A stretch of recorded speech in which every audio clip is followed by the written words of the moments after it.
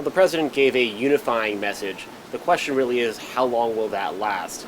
Now, this is a president, we've seen mass shootings in this country before, under this president, under presidents before. They all, in the moment of the tragedy, come together and they try to bring the country together and unify it and appeal to the nation's better angels.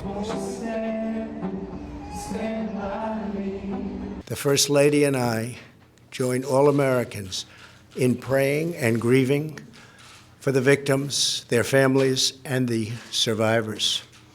By and large, the president was sort of hewing to the same things that we've heard from him and others in Washington for years when it comes to the moments of mass shooting. There were no big policy initiatives or rollouts. There was one brief moment from a tweet from the president before he spoke where he was suggesting maybe coupling together some sort of background check legislation with immigration reform, but that didn't make his prepared remarks when he spoke from the diplomatic reception room here at the White House. At a certain point, this is in the Congress's hand, and there's not a whole lot of bipartisan agreement on what to do and how to move forward on that issue. So really, there's maybe some areas where the president can do some things around the outside of the issue, but the real substance of the matter, the meat of it, really has to be done on Capitol Hill. The biggest difference here, in particular in the El Paso attack, where there was this racist, anti-immigrant screed by the shooter, and that is putting a lot of scrutiny on the president's own rhetoric when it comes to immigrants and his own comments and divisive rhetoric when it comes to that issue.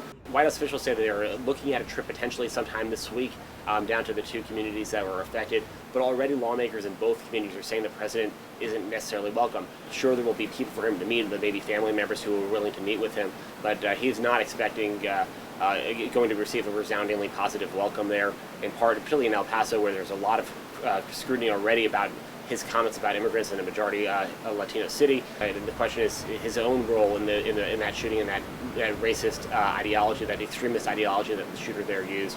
Does he have any role in that? That's the sort of thing the president will be asked to account for when he is there.